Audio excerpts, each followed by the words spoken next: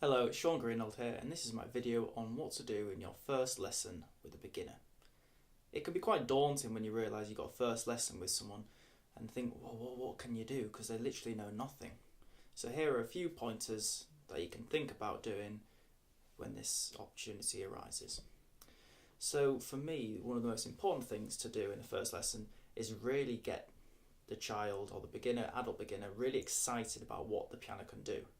And ways we can do this is by play ourselves in many different styles, play really difficult stuff, play stuff which creates some special sounds to get them thinking, wow, I really want to be able to do this. Also, because the piano is a very complicated instrument, it's really important to show them the different aspects. For example, the sustain pedal. You ask them, okay, so what's the difference between this, and you play a note, bom, bom, without the sustain pedal, and then you play another note with a sustain pedal, and they go, usually they can't believe how the note's still ringing but you're not actually playing anything, and then you get them to do it, and when they do it they feel great. Also, another thing to do with the piano is looking inside at the strings and the hammers, and they think, whoa, because most of the time they will have only just seen the keys, so this is totally new, and then to watch them being fascinated by the hammers is really cool. And also make sure that they don't put the fingers in. You don't want them to get hurt, so just remember that. Another thing that I really like to do is to already get them being able to identify what finger is called what. And what I like to do is get them to put their hand on a piece of paper and then trace around their own hand, and then we label it 1, 2, 3, 4, 5. And then I get them to do the same thing and then imagine a mirror line down the middle. So then I get them to work out what they think the fingering on this hand will be. And then usually they work out that the thumb's going to be 1 and it's going to go around to 5. Great. And then strategies to get them to learn this quickly is to do this with your hands. So then they see that both thumbs are 1, both pinkies are 5, so they won't get confused. And then a couple games that you can play is quick fire recall. So you could say left hand 1, and then they have to do that as fast as they can. Left hand 5, left hand 1 and right hand 5. Takes a bit longer. There, great.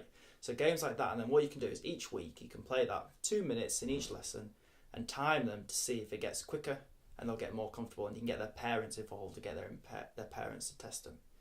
Another game is doing the same thing where you call out left hand thumb, and then they have to play random notes with that finger until you change, and you say left hand third finger, and then they start playing with the third finger, etc.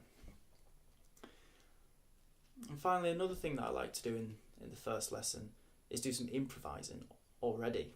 Even though they don't know any of the notes, that's not a problem.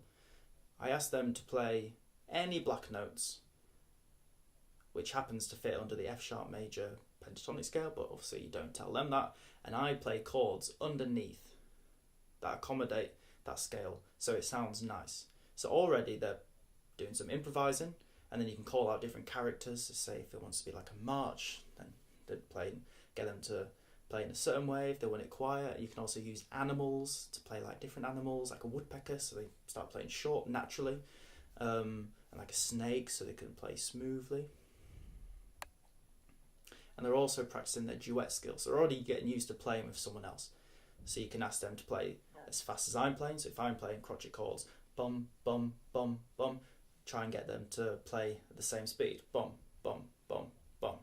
So already in the first lesson they can learn lots and lots of things, including what is involved in piano playing and what can be achieved in terms of sound and the mechanics, what the fingering's called, and also they've started doing a bit of duet playing, improvising, and getting their fingers used to playing the piano.